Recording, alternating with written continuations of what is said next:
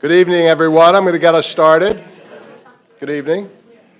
Welcome to the Annenberg School for Communication and for the Center for Advanced Research in Global Communications inaugural distinguished lecture. The newly formed center, known as CARG, is the marriage of two Annenberg initiatives: the Center for Global Communication Studies, founded and developed over 10 years ago by Professor Monroe Price, who almost single-handedly turned Annenberg into a truly global communication school, and the Project for Advanced Research in Global Communication, founded and led by Professor Marwan Crady about 3 years ago.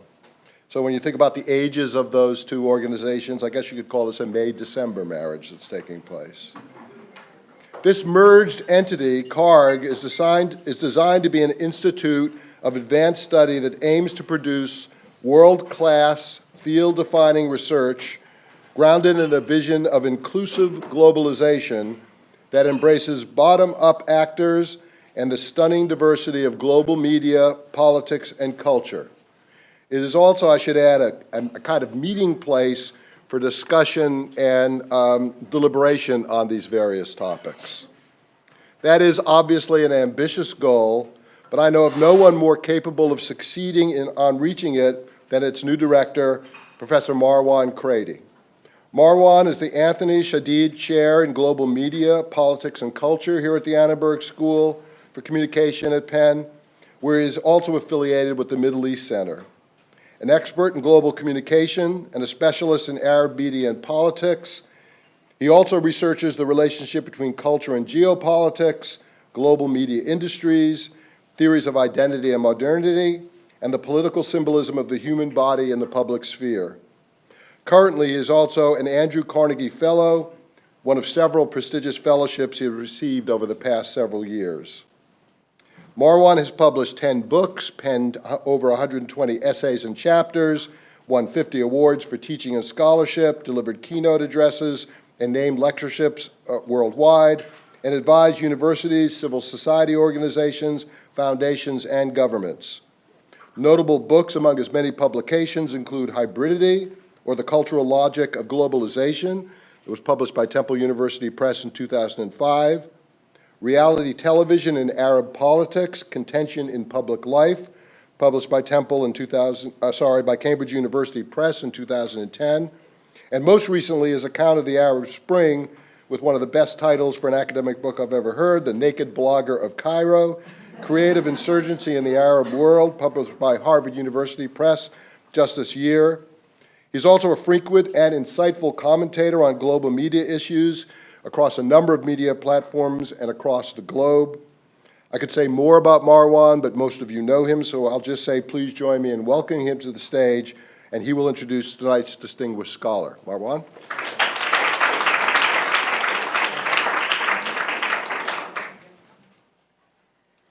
Thank you, Michael. It is a great pleasure to welcome you, Mimi. This is not your first time in this building. If last time was any measure, we're expecting a lot today. So Mimi, in a few moments, will deliver the 2016 CARG Distinguished Lecture in Global Communication. Mimi Scheller is Professor of Sociology and Director of the Mobilities Research and Policy Center at Drexel.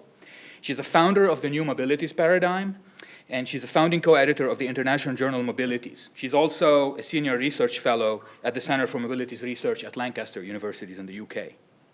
Mimi has held multiple fellowships.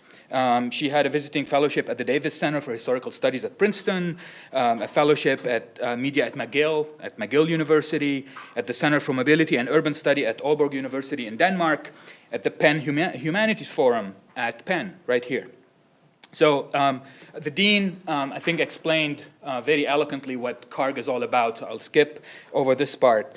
Let me just say that the way that we envision the center is that it has an unyielding commitment to a very specific kind of academic excellence, the kind of academic excellence that is also globally engaged. And I take engagement, the notion of engagement, very seriously. It's not just a buzz word that we repeat.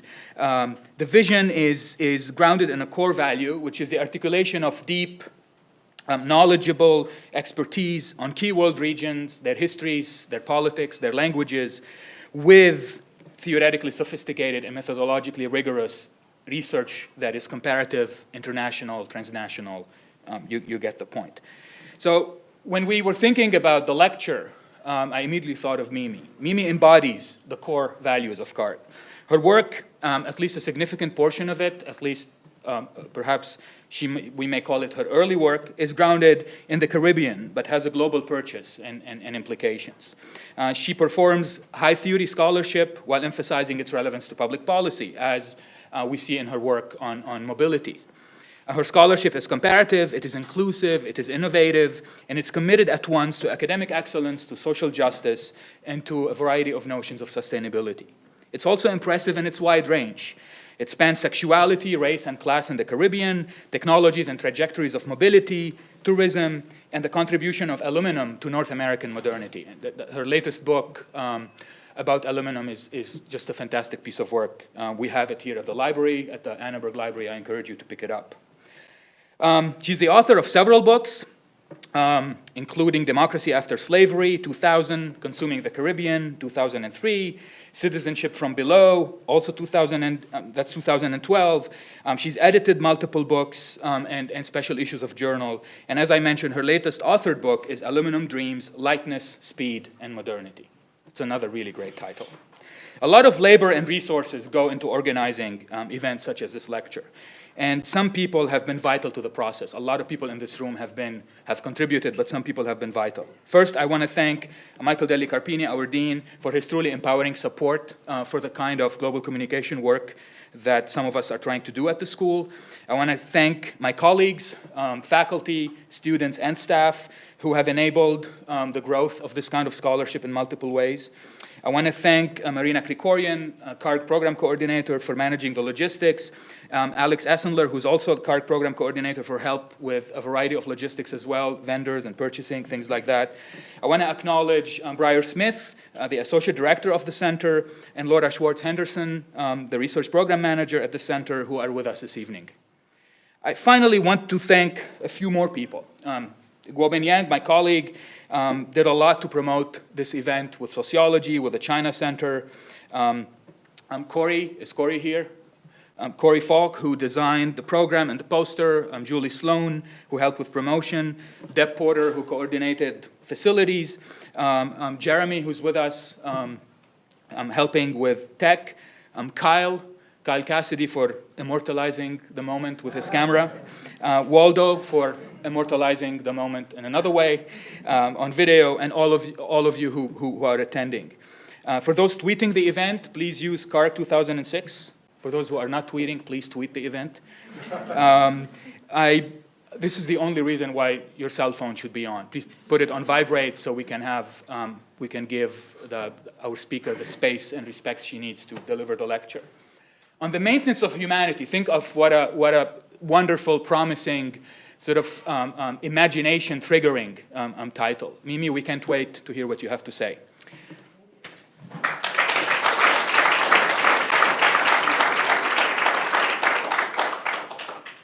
Thank you so much, Marwan, for that introduction and for inviting me to be here. And Michael, thank you for hosting me at the Annenberg. And again, I'll thank all the colleagues and people here at CARG who have helped put this together. I'm thrilled to be here.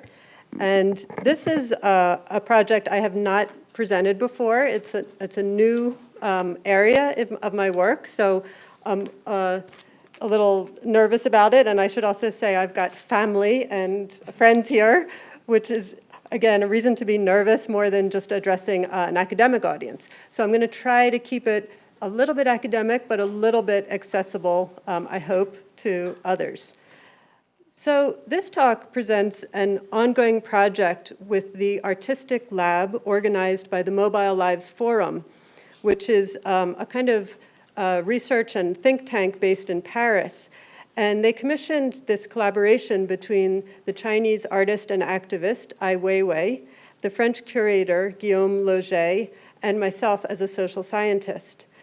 And the Mobile Lives Forum sees itself as an organization that works on what they call preparing the mobility transition.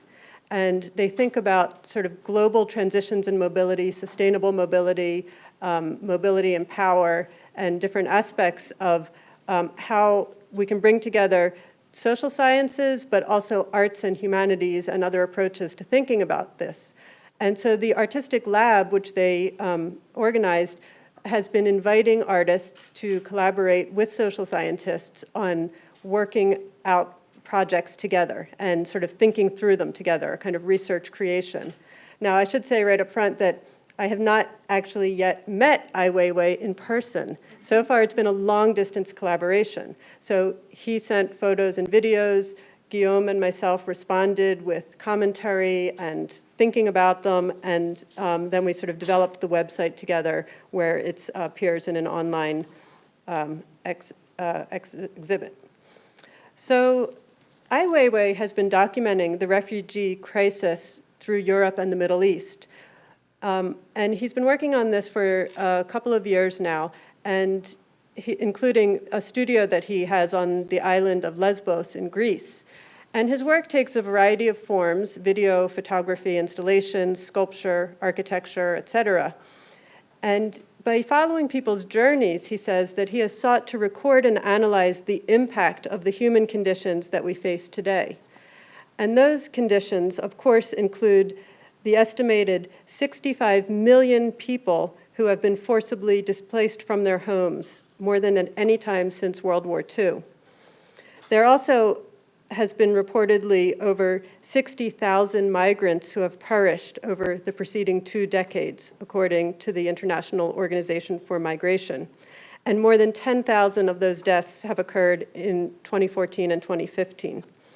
These estimates are conservative because they're based only on fatalities for which there is evidentiary records. So that's the kind of situation in which he's working.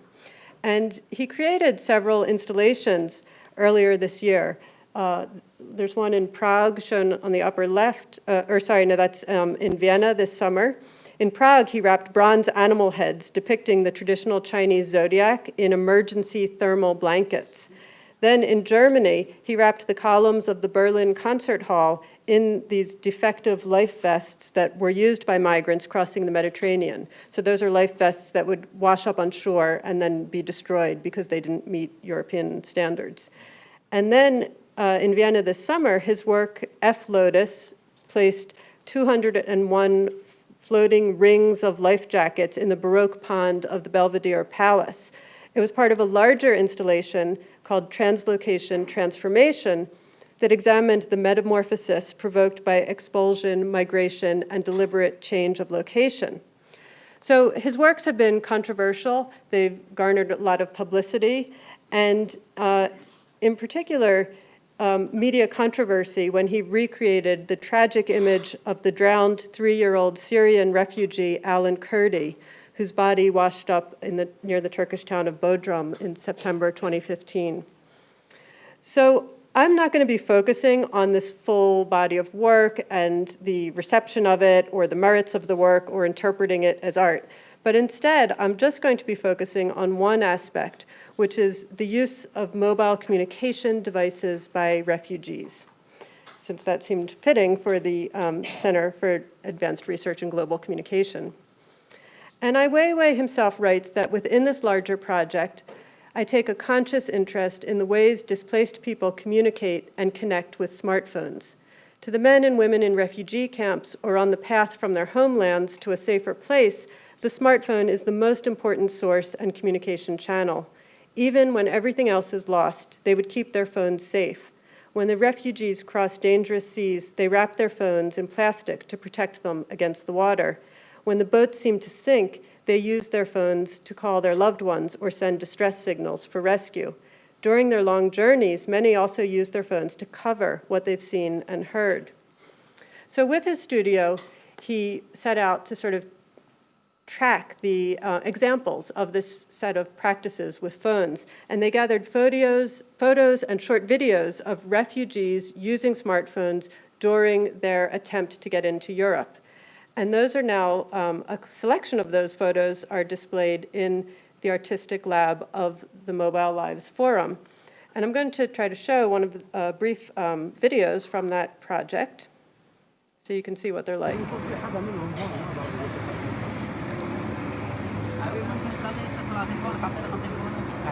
لانه بدي امشي انا بس تكه بس نحكي مع بس هي التك المكالمة والله اولادي يعني لحالهم. بسرعة مين رقم مين؟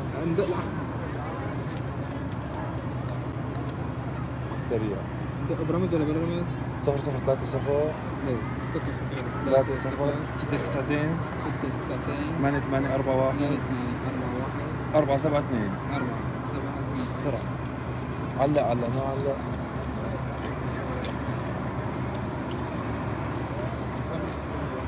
علق ما علق طيب شو رقمك انت؟ خليني اجرب بس اتصل عليك بدي اعرف اذا عندي رصيد انا ولا والله لا. ما بعرف. طيب يلا خلص ماشي لا تواخذ عادي ولا ما يعرف انا معي رصيد صفر ولا معي ثلاثة. رصيد ولا قبل شوي كان يطلع رقمي. والله ما بعرف شلون يطلع يلا، رقمي. يلا. شلون يطلع الرقم؟ بيصور مو شنو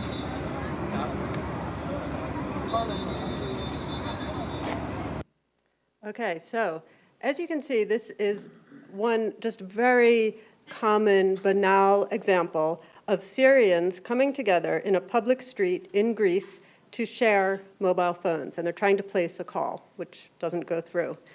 And there has been a lot of discussion of the use of mobile media and the internet during events such as the Arab Spring. And as we heard, the director of the center, Marwan Crady, has published a very important intervention in this debate in his book, The Naked Blogger of Cairo. And if I can say so of your book, that it argues that technology and social media are not the key to understanding these political movements, but rather far more important are the actions and representations of the body. He shows how the rise of digital culture complicates our understanding of the human body in revolutionary times. And so I want to use this body of work by Ai Weiwei to also think about how it's not just about the technology. It's not just about, okay, some refugees have smartphones. But I want to think about how they're deploying their bodies and the phones and making different kinds of spaces, different kinds of assemblages with smartphones in different kinds of spaces. And I also want to point out that the kinds of images I'll be showing and these little video clips are very different from the ways we usually see the refugee crisis mediated. And you may have seen the images of boatloads of people, kind of boats sinking and people arriving on shore and kind of chaotic scenes of attempted rescues or failed rescues and children really suffering, people who are very victimized. These images are quite different. And it's not that I want to dismiss the other kinds of images, but I want to think about something which the artist Ursula Biemann says in another interview done by the Artistic Lab of the Mobile Lives Forum. She's an artist who has also worked in this kind of work, and she says, the visual terrain is largely dominated by news journalism. By integrating a more thoughtful reflection of image making, art can productively intervene in the visual field and come up with a radically different image world that speaks to the strong desire for mobility today. So I want to think about the kind of image world that's produced here. And while I'll be focusing not on the kind of spectacles like the Arab Spring or political movements, but on this more mundane use of phones, I want to bring out the ways in which these small acts of mobile communication also gather bodies and form mobile publics that can complicate our understanding of the refugee, migration, and border crisis. And as Biemann says, they can help to bring out ways to touch the social imaginary by means of aesthetic strategies. So recent migrants arriving at the borders of the European Union, as well as those in refugee camps, have been described as highly connected via mobile technologies, though certainly by no means all people. At least some of the refugees from the wars in the Middle East and North Africa are well equipped and have flexible skills in using mobile technology. And here again is observations by Ai Weiwei. I won't read out that entire quote, but you can read there about the kinds of reasons people use their phones and what they use them for. And this is something that's been noted in mobile media research by, for example, people doing research on the Kakuma camp in Kenya, which found that people there were actually more connected at the refugee camp than the surrounding communities because they had access to the Wi-Fi system of the UNHCR. And also celebrities like Kate Blanchett, who was speaking in her role this summer as Goodwill Ambassador for the United Nations High Commission for Refugees. She describes driving into the Zaatari camp, which is on the Syrian-Jordanian border. And she says, well, let me show you what she says, because you may as well hear it from her. So I'm going to pause this a second.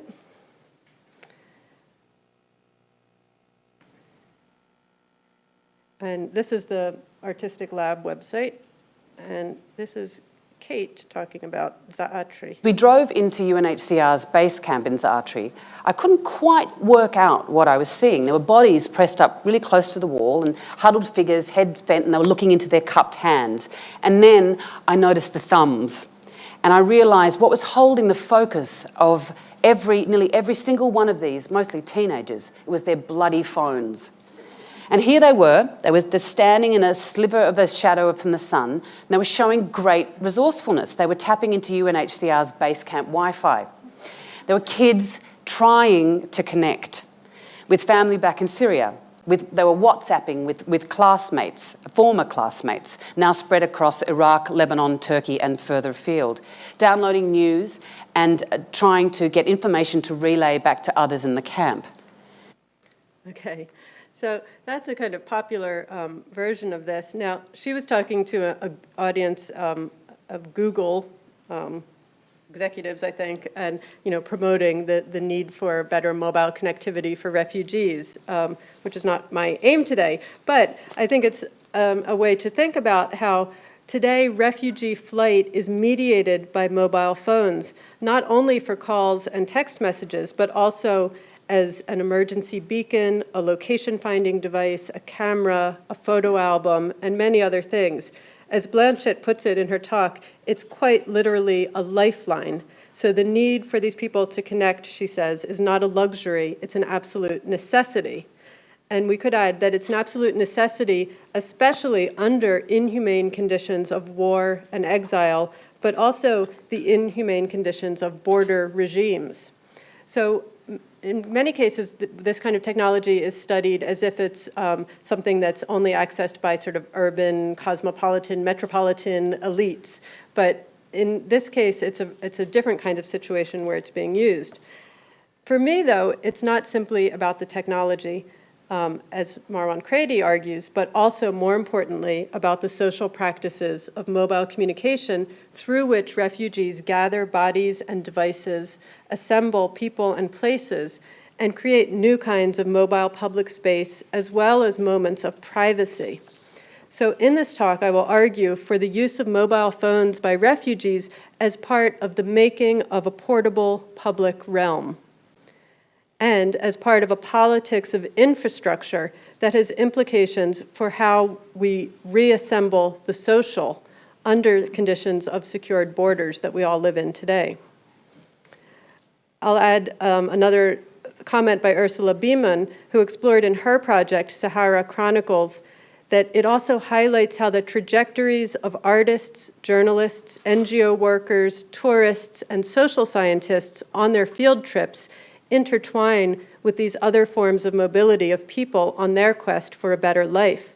Together with migrants, we constitute this intense space of mobility.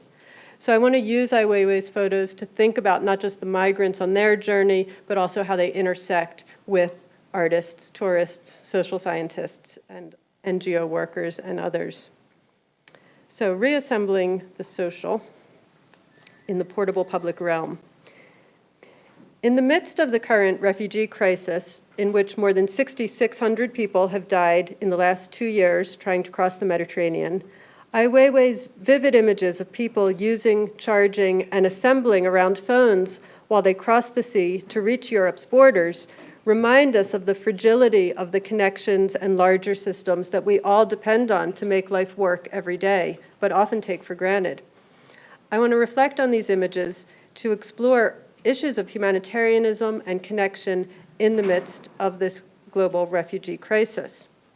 A phone call seems like a simple thing, but imagine how hard it is while on the move as a refugee to have a working phone with the numbers you need, a charged battery, power cords, converters, the right SIM card.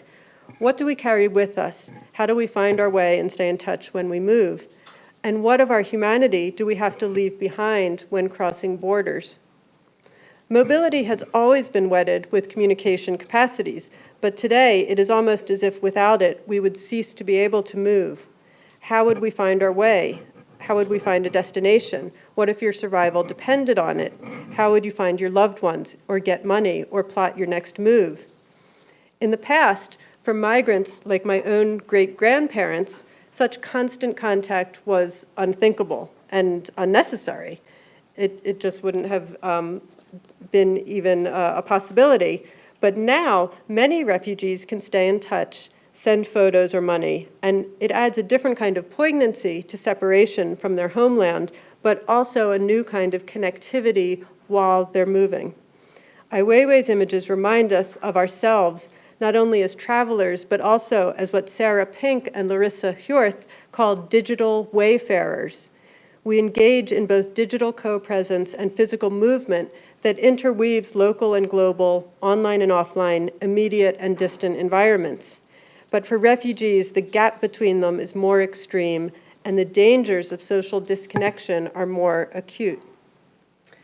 Ultimately, the refugee is a dislocated person for whom the mobile phone is a locational device that maintains their connection to the world and in some ways therefore to their own and to our humanity.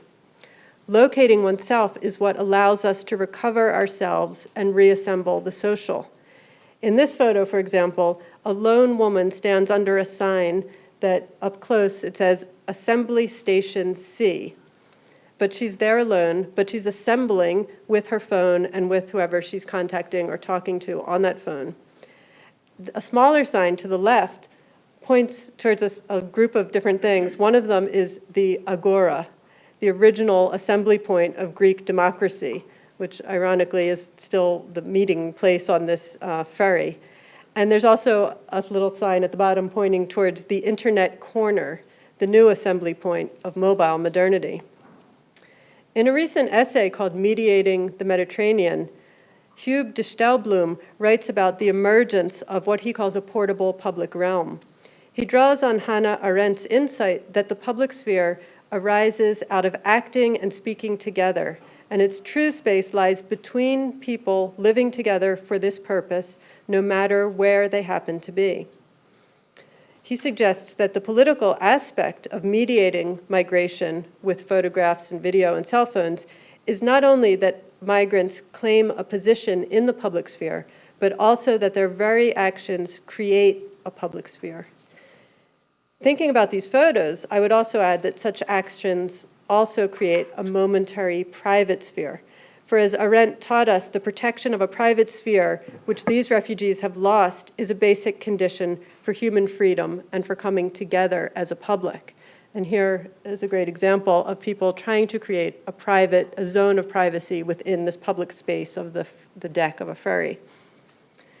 De Stelbloem is especially interested in the ways that NGOs and humanitarian groups make use of digital photography, video recording, and geographic information systems in efforts at counter-surveillance and what he calls the digitized landscape of mobility management organized by the state. But I want to also consider these more mundane activities of refugees simply staying connected by mobile phone as a kind of counterpoint to state practices of visualizing, tracking people, capturing data, and listening. What topographies of electronic space are people on the move traversing and perhaps transgressing? How, where, when, and with whom do refugees assemble and converge through their phones? Are they speaking with family at home to tell them they are safe, or to those at a hoped-for destination? Are they arranging for money to be sent to human smugglers or sending text messages? Or maybe they're just playing games and reading the news. Do they own these latest mobile phones, or are they borrowing them or renting minutes from others? On the ferries and at the camps, people stretch their power cords high to the sockets above their heads, as if reaching towards what's called the Hertzian space of electronic communications, cell towers, satellites, all the things that make our phones work. Here, men and boys assemble around chargers, every space taken by a phone. People stand, perch, and sit on plastic chairs in temporary formations.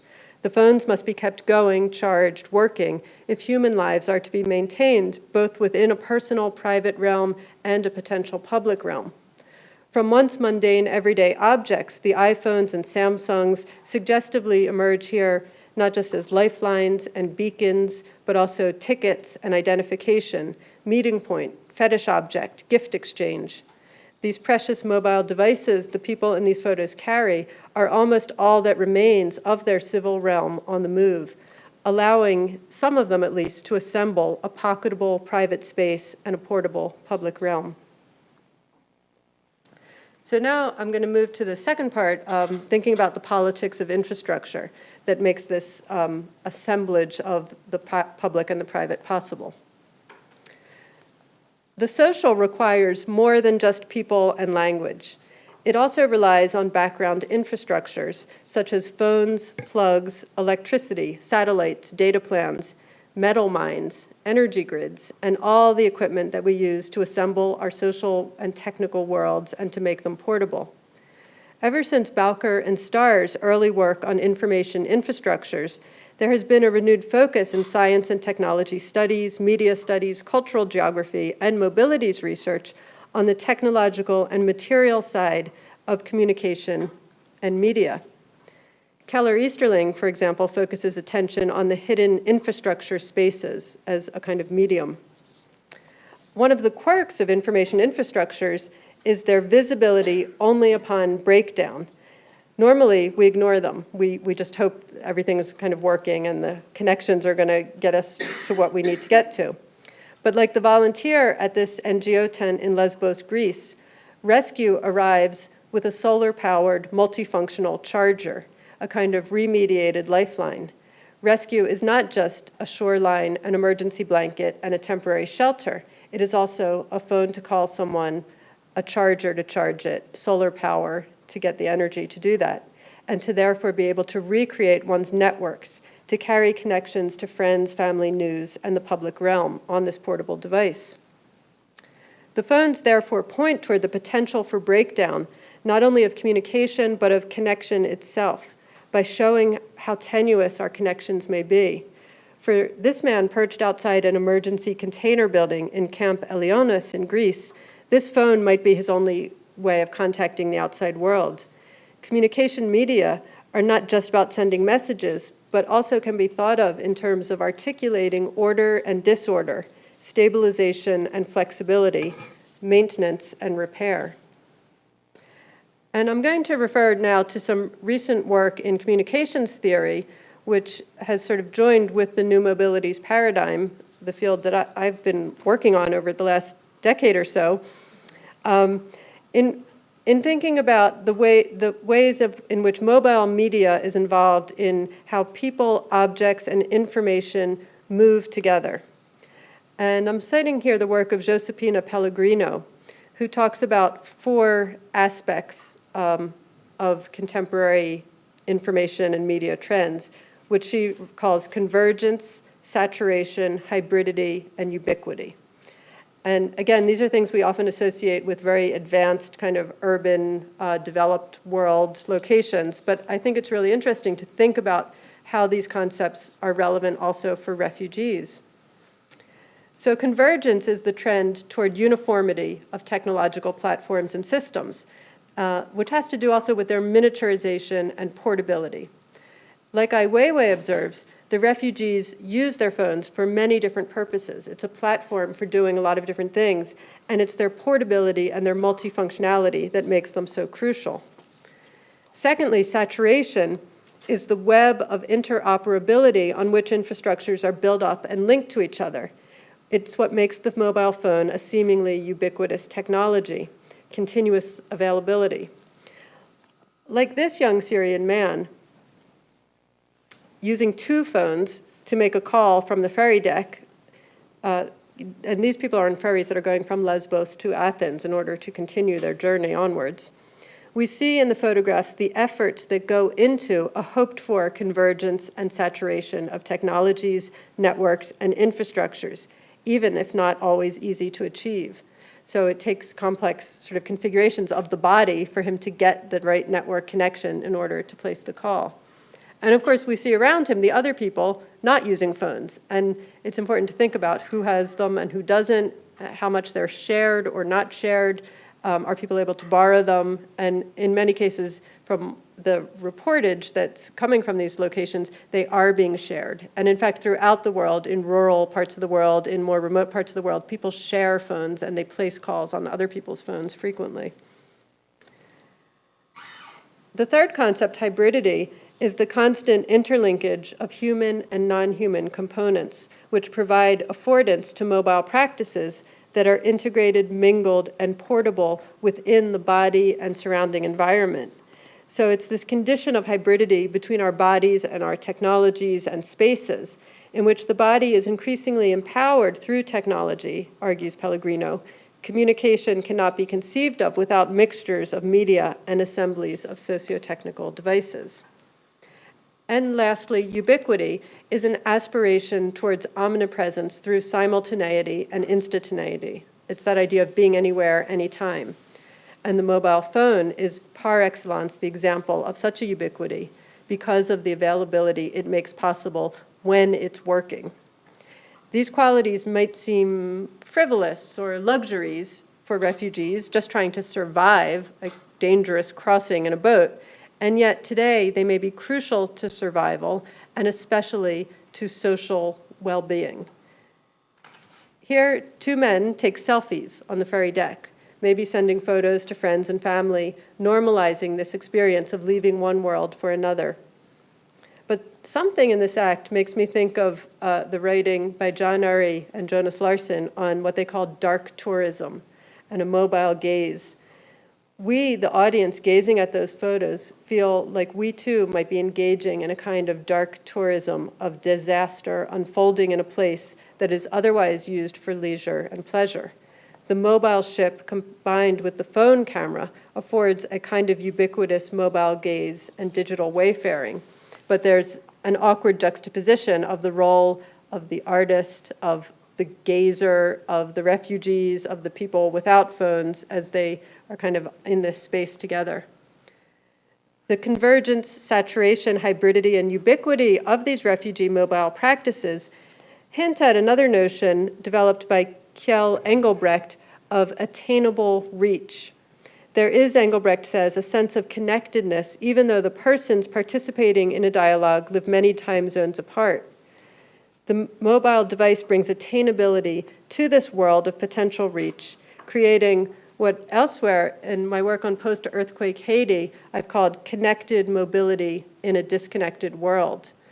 And here I think it's almost an image of disconnected mobility in a connected world because the people are connected technologically and yet their movement, their physical mobility is very broken up, disconnected. It's hard for them to proceed in it.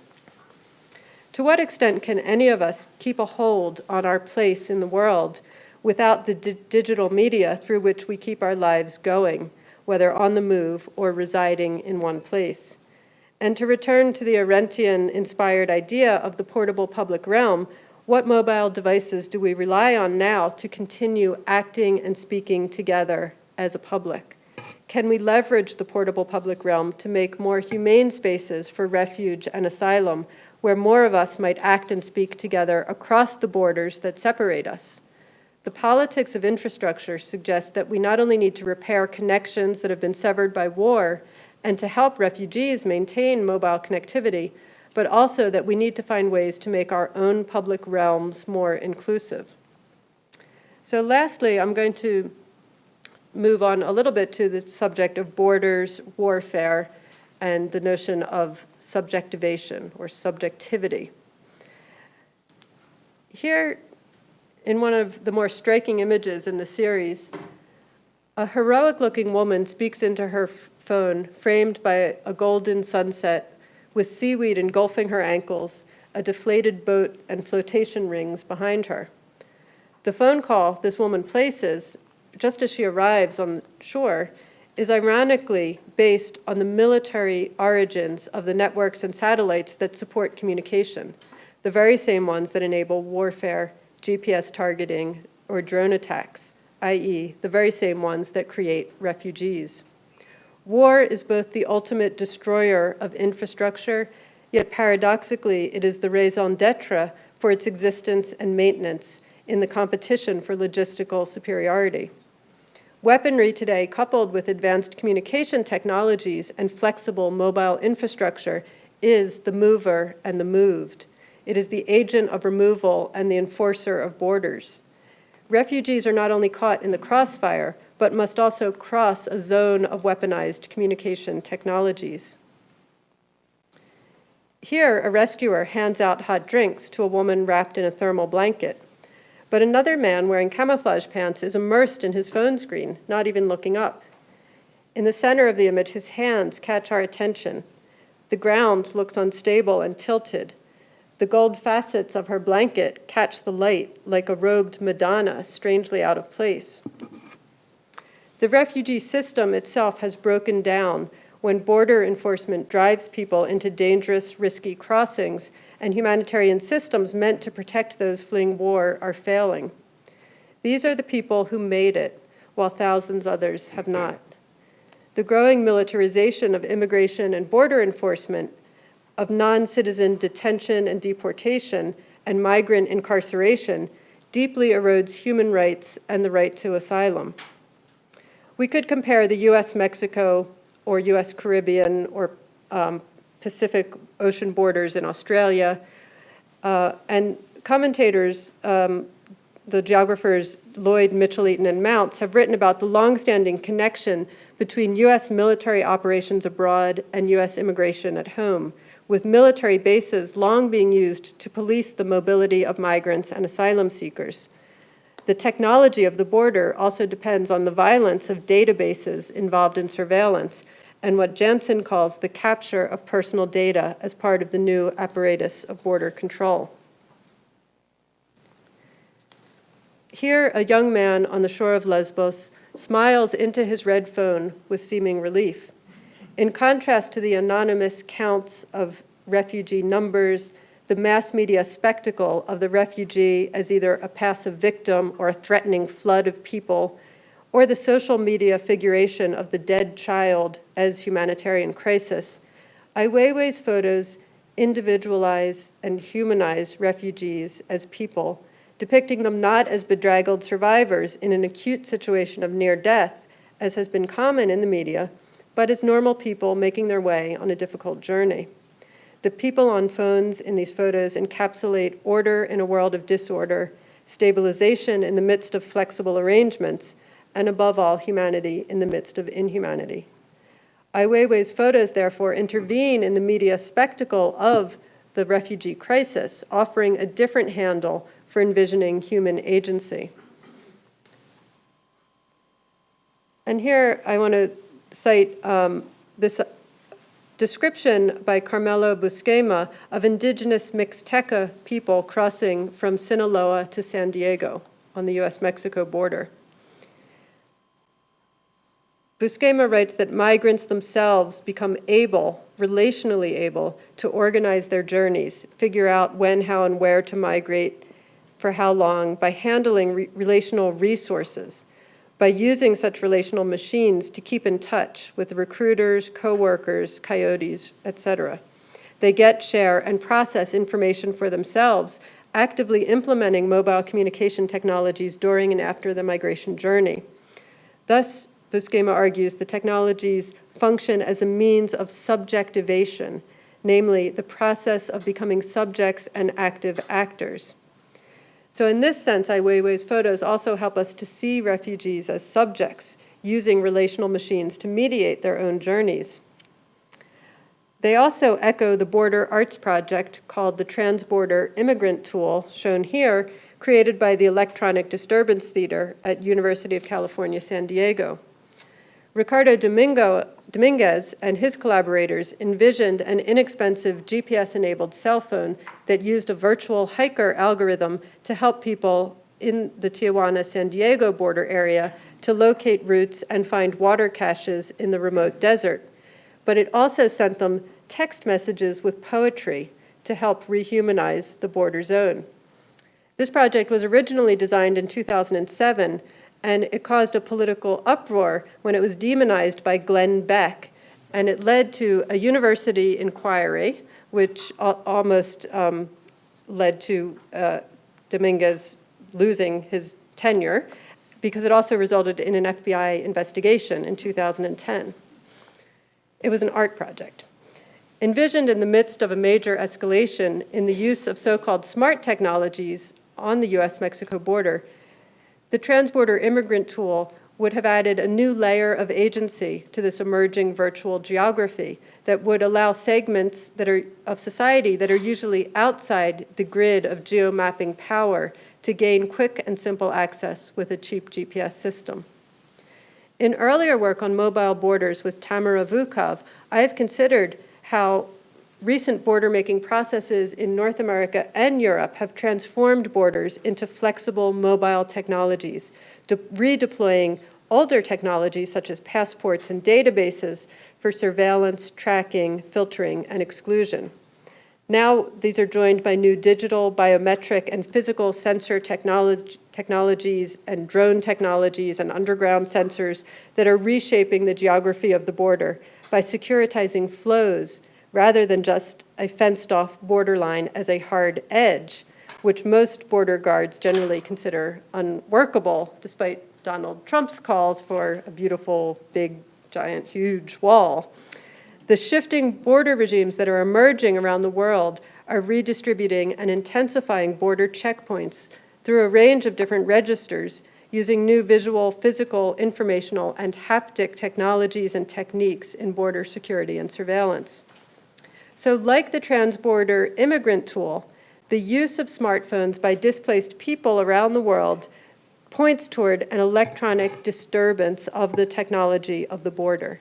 It's a reappropriation of mobile locative technology for human agency, for safety, for making a temporary space of privacy, and for taking action in a mobile public realm.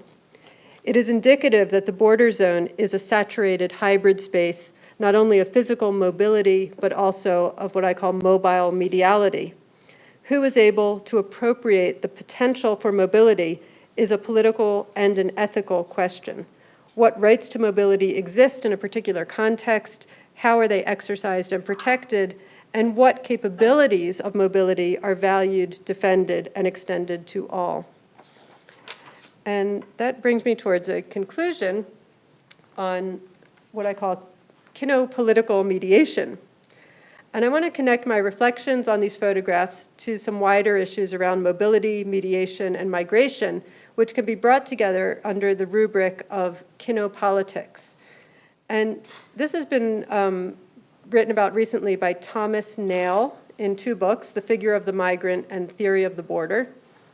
And Nail describes kinopolitics in the operation of all states and borders, expressed through the various forms of fence, wall, cell, and checkpoint that all mediate circulation. Nail describes the checkpoint as the control over information points within a large and continuous flow of people and things.